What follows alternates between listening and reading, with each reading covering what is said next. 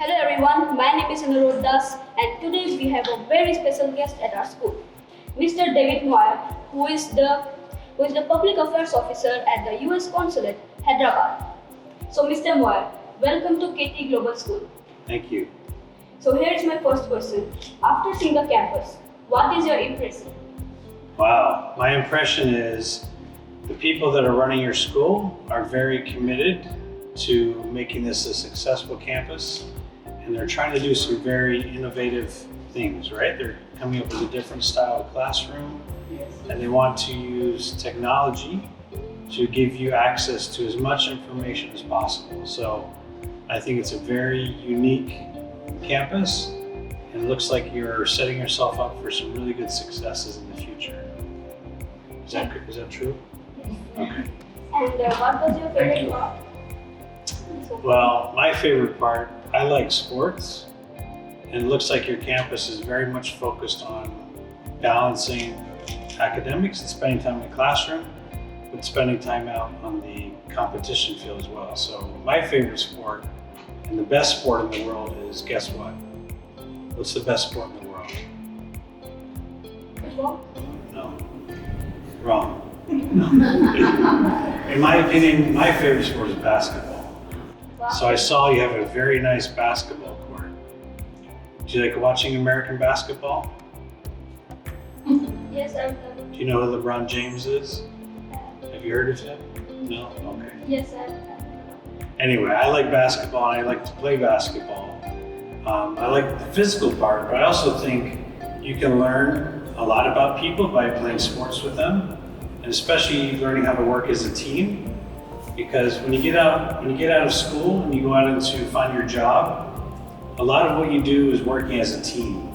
So even if you're really smart and you're really good as an individual, if you can't work as a team, your successes are going to be limited. So I would encourage you, focus on studies, that's important, but also learn and enjoy sports. It's a great way to develop other skills that will help you be successful, and not just successful, but happy.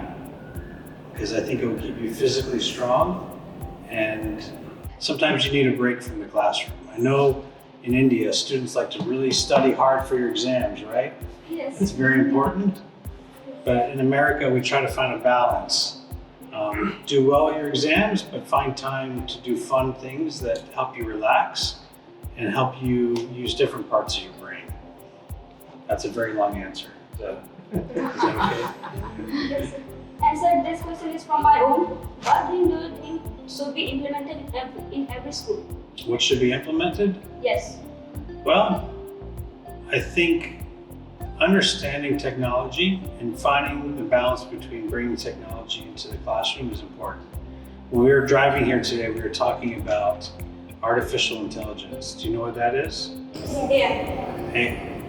Yeah, you can probably explain it to me. So when I was your age and studying in school, we didn't have the internet, we didn't have cell phones, we didn't have any technology that you have today. So things are changing very quickly, and I think your future is going to be determined on how well you understand the technology and use that technology like AI to change the world, make the world safer, prevent conflicts, whether the conflict is with the environment or the conflict is with other people or other countries. Hopefully we can all use technology to make us smarter and make the world a better place to live. That's my hope. Okay, thank you so much, sir. Is that the right answer?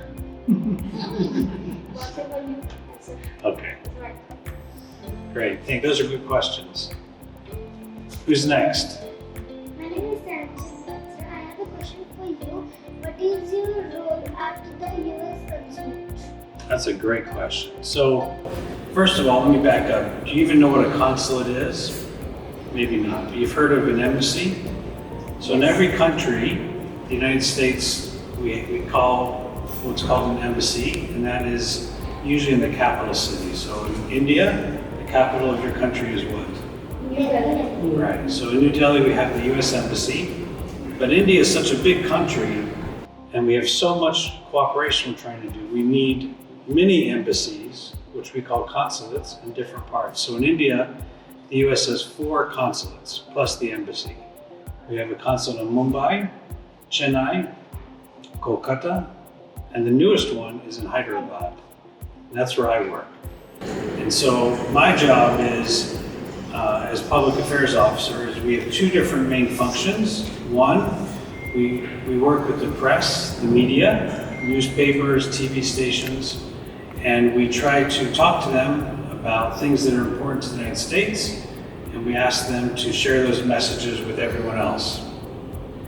We also monitor what they're saying in the press, because sometimes they talk about the United States, they talk about our policies or our people. We want to know what they're saying. And the second part of what we do is we promote people-to-people connections. So we try to connect the American people with Indian people. We do that through a lot of different ways, but we do what's called exchange programs. We send people from India to the United States to visit for a few weeks, and we help them learn more about America.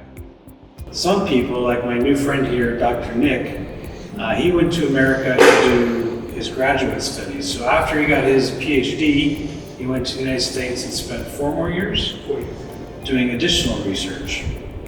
And then he took that research, and now he's back here in India, and he's applying what he learned there. And when he was in America, he already had a lot of knowledge, right? And he was sharing that knowledge with his American friends.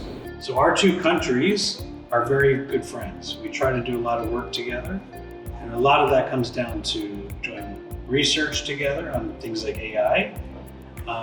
We also try to talk about things like climate change, because climate change is an issue that affects every country, right? But it affects it a little differently. It's a global problem, because every country in the world is going to be impacted by things like climate change.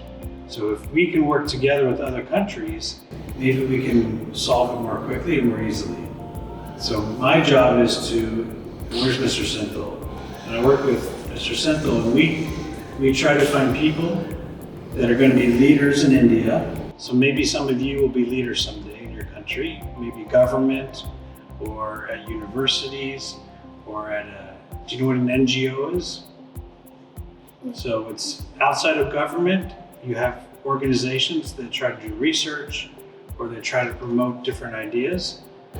So we look for people that can make a big difference, and we invite them to the United States so that they can make a difference working with the United States, and we can maintain a close friendship between our 2 countries.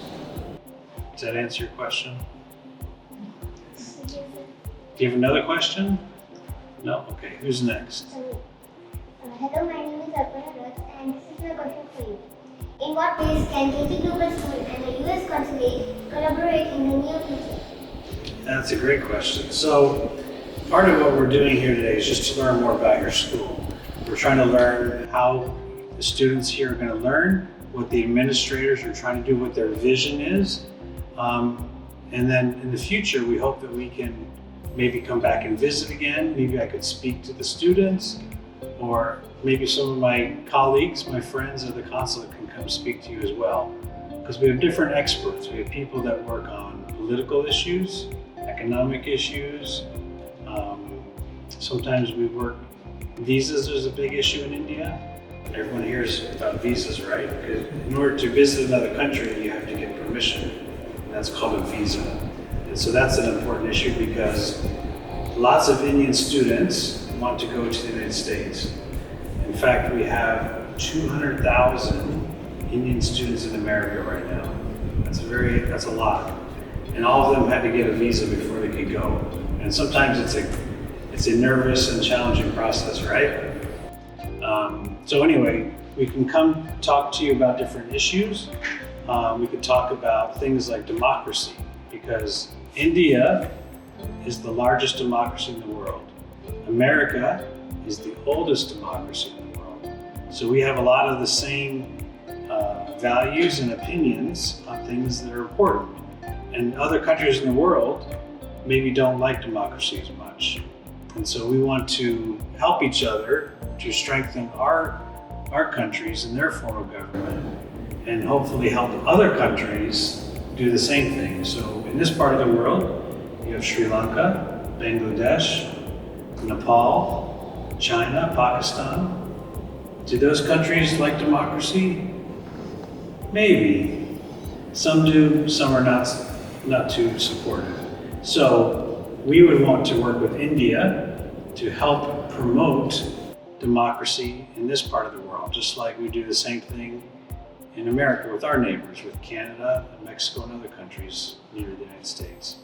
But basically, we like to talk to students, especially because so many Indian students want to go to America someday. So we could talk about what's life like in America. And I can answer questions you have about sports or about the food. The food is very different. So you might like it, you might not. You might gain weight or you might lose weight, right? So we can talk about things that we have in common. We can also talk about our differences. And we do that because the more we talk to each other, the more we talk to people that are from different parts of the world, the more we can understand each other. And if we understand each other, I think we can become friends more easily, right? So we want to talk to you and try to become friends and learn from you and hopefully share some information with you as well. Thank you, that's a good question. Who's next? Okay. Sir, in November, KTGS School is hosting first global summit. Sir, my question is, what you take on climate change? Yeah, so that's a big question. In fact, we were talking about that in our drive today. I think climate change is a tricky one, right? Because we're still gathering a lot of information to understand what caused it, what we can do to fix it, and also just what the impact is going to be. Because when I was a little kid, when I was your age, we didn't talk about climate change. The word didn't even exist. And just like we didn't have the internet and cell phones, we didn't have climate change. We actually had it, we just didn't know it yet. You know, we started to collect some data, and then very smart people, scientists like my friend here, Dr. Nick, they collected enough data and they started to show, hey, things are changing. And we need to be careful about how we live and how we treat this world, the earth, because some things we're doing now are harming the world. And again, America, I think America and China are two of the biggest countries that are causing some of these problems. Okay, is that correct? When we talk about carbon emissions and things, America is one of the biggest problems. So, because we recognize that we're responsible for creating this problem, we're trying to set the example and trying to do our best to fix the problem. So we're working very closely with India and other countries to try to change the way we live. So you'll see more and more electric cars on the road. That's good because they're not producing carbon emissions, which hurts the environment, makes it hotter. When the earth gets hotter, things change. Some animals die, some plants don't grow, we have less water. All of those things can impact the way we live. It makes things more expensive. It makes things less healthy too. So we still need lots of smart people to help us understand what the problem really is and how we can fix the problem. But I'm really glad that you're thinking about those things, because when I was your age, we didn't think at all about it. And we need to think more so that we can take good action. And sometimes you don't need to look to the people that have gray hair. See my hair, it's turning gray? That means I'm old. It's just because I'm old doesn't mean we have all the answers. A lot of the answers to these big problems can come from you guys.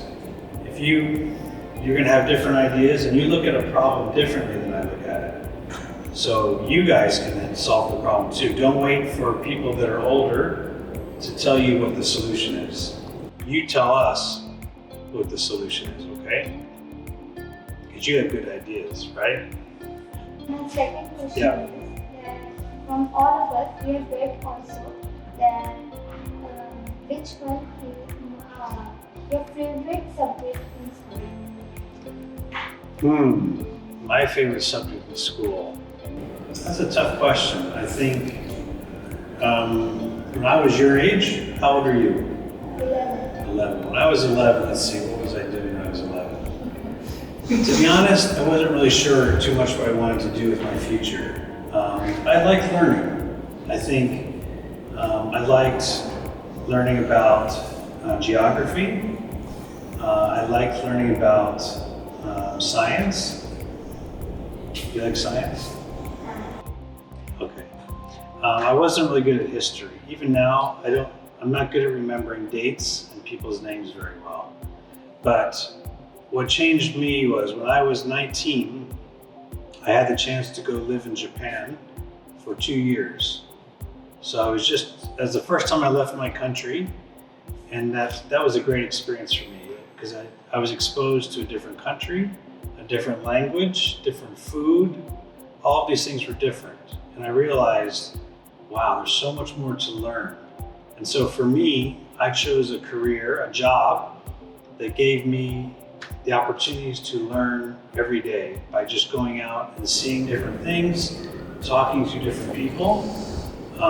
So that's my passion now, is to meet people and to learn from them. So I didn't do that when I was your age, but you're getting to do it, right? We're having a conversation with someone from a different country.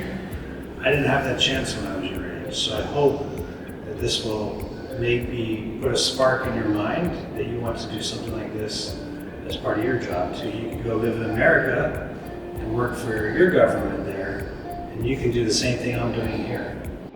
How does that sound? Would you like to live in America someday? Okay. Hello, my name is Anmol. Sir, do you have any words of advice for the students at KTGS? So, what words of advice? So, I have 3 sons, and the youngest son is finishing his 12th standard this year, so he's almost finished. And he studies very hard. He's a very good student. I think you're probably good students too. But as I talked about earlier, there's more to life than sitting in a classroom and studying. You need to go out and have experiences. You need to make time for yourself to do things you like to do. You need to make time to spend with other people too. Because I think during the COVID years, a lot of us were stuck at home and we looked at a computer and all we interacted with was a virtual interaction. Some people like that, but some people didn't. I think the more and more that we get good information from computers and the internet, but I think the most valuable knowledge you can gain is from other people. So talking to your friends, talking to your teachers, spending time, take your phone, turn off your phone and put it away, and just talk to people. Interact and get to know people, because one of the most important skills I think you can develop are people-to-people skills. The ability to talk to people, understand them, and have a conversation. It sounds really simple, right? But some people are not comfortable doing that. It's getting harder and harder. So I think you're all going to be good students, but I want you to be good people too. I want you to be able to have the ability to connect and be friends with people. And I think it's an important skill. So that's my advice for you.